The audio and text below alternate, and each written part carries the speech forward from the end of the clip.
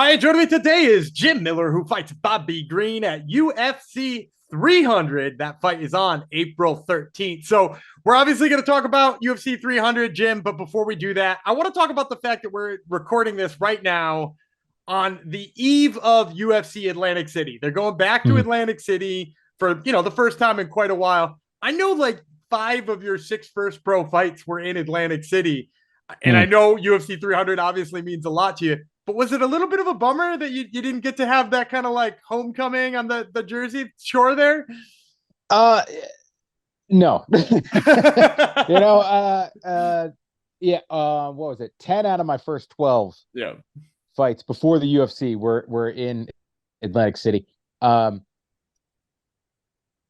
it's it, you know, it's it's not doing so great. Not doing so great down there. So, it's great that they're back. Um, Hopefully try to, like get some initiative to to rebuild the place, right? But yeah, I'd rather fight in Vegas, honestly. You know. And just out of curiosity, like thinking back to those Atlantic City fights, you've got some big names on the resume down there, right? We've got, Mhm. people that, household names, Frankie Edgars, and also maybe a little bit less household names like Mushin Corbray and Mhm. people who, if you follow WEC, you heard of. Do you have any like best memories from your time? I know it was short before the UFC, but your short time before the UFC? Um, I mean, yeah, like it was. Man, it's a completely different lifetime. Thinking about it, but it, fighting wasn't life yet, right? Like I wanted it to be life. I wanted it to be the center of everything that I do, but it wasn't. So I just remember like the trips down there after, like basically mid weight cut, you're traveling down day before to hit weigh-ins at, 7 o'clock or whatever time they were. And, either at work that day or just cut weight in the morning and, getting stuck in traffic and being miserable. And yeah, it kind of feels spoiled a little bit now. Like, oh yeah, I get to go out 5 days prior and sit in a hotel room and get meals made for me and all this stuff. Where yeah, like yeah, back in the day, it was you were just scraping things together to get a fight camp and get everything done on time and pre-fight medicals, all that fun stuff. Uh, uh, and then yeah, having to like suffer through a 3 hour drive down to Atlantic City to weigh in while you're dehydrated. Yeah, that so no fun memories is what you're Yeah. telling me. Yeah. So you mentioned it feels like a different lifetime ago now, Mhm. and it's because it was a time where fighting wasn't your life. It wasn't the Yeah. thing that you were carrying your life through with. Was there a time where you felt like that switched? Can you remember the moment that it felt like you went from this is a thing I do after I get off my construction shift to this is a Mhm. thing I do as a lifestyle?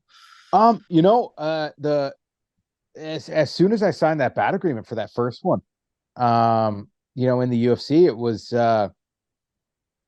had to do one of the hardest things that I've ever had to do, and that's tell my old man that I had to quit, and focus on fighting and uh yeah, like my brother and I, like one of the coolest things that I think happened in our career is that we got to sign our first UFC bout agreements and contracts sitting there to get together at a desk and didn't expect it to happen that way. Um, yeah, we just we knew we needed to dive in. We knew we needed to make it our lifestyle because it was yeah, it'd be get up at 6 a.m., get to work at 7, work through lunch, get home at like 3:30.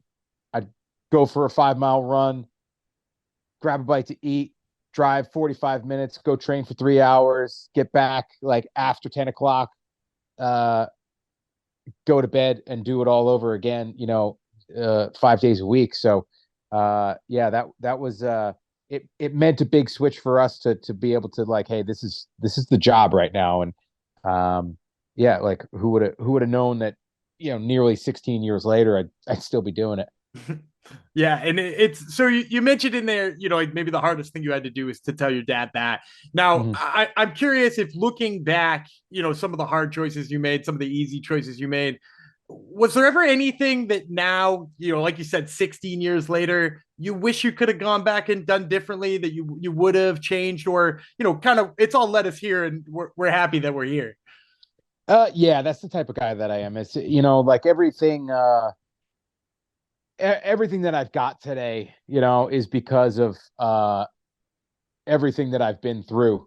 So there's been good, there's been bad, but it's made me who I am. It's given me the family that I've got, and yeah, I wouldn't change any of it. Because you change one thing, you change everything, and there are a lot of lessons and stuff like that, and I make a solid effort to not make the same mistake twice. Um, but here I am trying to fight Bobby Green for the fourth time. So hopefully everything works out this time. But yeah, yeah, I'm comfortable with where I'm at, and with the scars that I've got along the way, and yeah, I wouldn't trade it for anything. All right, so that's enough looking at the past. Let's look at the future. You mentioned the name Bobby Green. You've been scheduled to fight him 750 times Mm. already. So when they came to you with that name, like, we want you to try to fight Bobby Green again, that's the name we're gonna Yeah. put you on this historic card with. What were your first thoughts? What was the first thing that went through your head? Sean Shelby called me with Dana and Hunter, and Dana's like, "Oh, what about Bobby Green?" And I was like, come on. Like, I love the fight. I do. Like, Bobby's been around for a long time. I mean, the first time we tried to fight was in 14. Um, I've been watching him closely for a long time. We've had 3 fights scheduled. Um, but yeah, like, I was just like, boss, come on. Like, this fight might be jinxed, like, and I don't want to lose my opportunity at 300 because this fight's jinxed, and whatever. I'm not superstitious, so I'm confident that this time will work out. But yeah, it's a great fight. It's a fight that I've had plenty of opportunity to prepare for. 6 months of training camp prior to even starting this one. So, I like the fight. Yeah, and I think it's a good fight to throw on UFC 300, and I think we have an opportunity to leave a mark on a historic card. Now, you mentioned liking the fight stylistically. Is there something about the way that Bobby sort of brings it? Like, we obviously know his style, right? That Ford Mhm. style, that he doesn't back down. He's gonna bring a Yeah, fight. Is that the aspect of the fight you like in Bobby Green? absolutely, absolutely.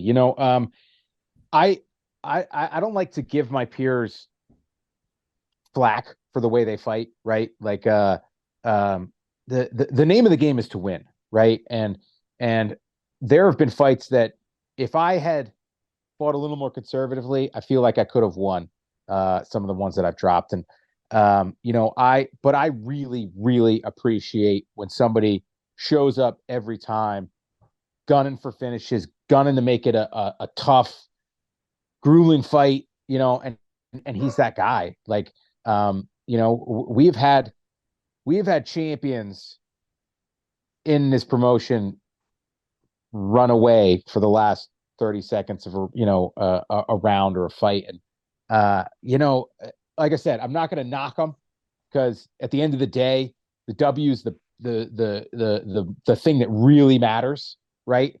Um, but that's not in me, and I don't think it's in Bobby either. Like, he doesn't seem like that type to just try to point out a fight, eke out a fight. Oh, I'm up ahead on the cards. I'm just gonna lay back. He's the type of guy that's gonna keep fighting as hard as he can.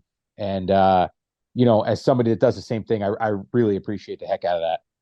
I love that. Now, you mentioned, you're not a conservative guy. You're a guy who's been looking for the finishes. And I wanted to talk about recently, too, because, I talked to you right before your last fight. We were talking about possibly picking up a finish there and having Mm. 5 out of 6 wins with 5 finishes.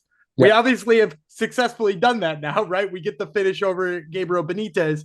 And back then, you told me you still felt like you had another 5 fights in you, another 10 Yeah. fights in you. Is it getting easier and easier to say, yes, this is definitely not the end, the more and more people you finish here? Well, yeah, yeah.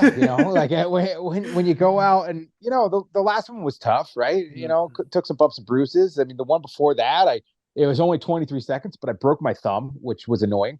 Uh, it- so it's like, there the fights, the camps are not necessarily easy, but I'm going out and I'm performing, and it's like, hey, as long as I'm performing and the biggest thing, honestly, for me is the camps. Like if I can get through 6 to 8 weeks of beating the crap out of myself and show up on fight night ready, like then we're gonna continue to do it, because that's the hard part. The fight, it bangs you up. You take lumps, you get injured. But it's that day in, day out trying to push your body to the limits that really is difficult. And and at this point, at 40 years old, I mean, like I got to tell you, like when I'm in fight camp, I don't have time for fucking anything else. Like like recovery's become such a big part of it that it's like I've got training and recovery, and then my family, and it's really hard because it's like, hey, like if I'm gonna be fighting, and I know that there's a day when I'm not going to be fighting anymore, so I have to set myself up and get myself in a good position for when fighting's not the way that I'm making money. But during training camp now, I don't have the time to juggle anything else. So yeah, it's fun living the lifestyle. It's fun doing the stuff. It's grueling, but yeah, as long as I can keep making it through these camps healthy, we're gonna go on for a few more. I've put it out there, and I'm gonna be a man of my word. If we're talking before my 50th UFC fight, that will be my last fight. I don't want to fight any. It sounds stupid. I don't want to fight any more than 50 times in the UFC. Yeah, that's an insane sentence in itself. Right? Yeah. So hopefully at that point, I've got 30 wins, 50 fights. Hey, you know what? We're good there. Yeah, that they certainly can't do much better than that. Now, I want to ask you about this fight and get your final prediction and all that kind of good stuff. But I did want to ask you about UFC 300 in general because, some people very hyped on it. It's got plenty of names, right? Obviously, we've got a first fight of the night that's got a pair of former champions in it, which is crazy to say. Yeah. Like, are you a fan of the fight card? Do you look out across it and say, God, look at all these names? Or you kind of pass that in your career where you don't look at all of that? It's the UFC 100 was like the first time that I got to really share a card with like the names of guys that I'd been following for years, and um, to come in on this one, and yeah, I think there's a dozen, current or former champs on the card. Like that's insane. It's literally insane. I mean, 299 was an absolutely phenomenal card, stacked, right? But it's like this 300 is I think the one thing that is kind of held it back a little bit is that it doesn't have like that massive main event.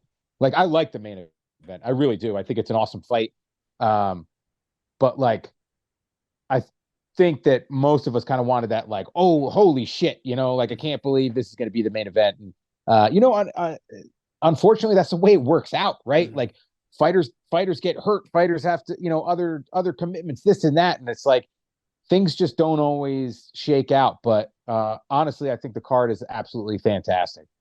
That's awesome to hear. Now, I usually like to end these things with a prediction. You pretty much nailed it last time, so I'm going to make you give me another one. UFC 300, Bobby Green, April 13th. Tell me how this one ends. And a Jim Miller fight, like I'm going in there, I'm pressing him.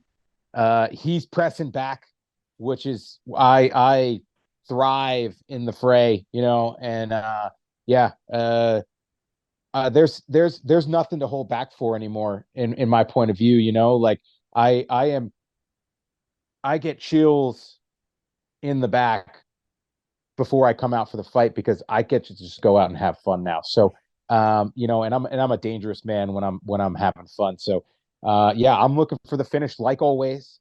You know, I don't think I've won by decision since I turned 35. You know, so you know, we got a pretty good streak going. So yeah, I'm going in there. I'm gonna get in his face, and I'm gonna look for that first opportunity, and I'm gonna pounce on it. All right. Well, you're here to hear first, folks. This is Dan Jim Miller, who fights Bobby Green, UFC 300. Once again, that fight April 13th. Jim, thank you for the time. I always appreciate it. No problem. Thanks for having me.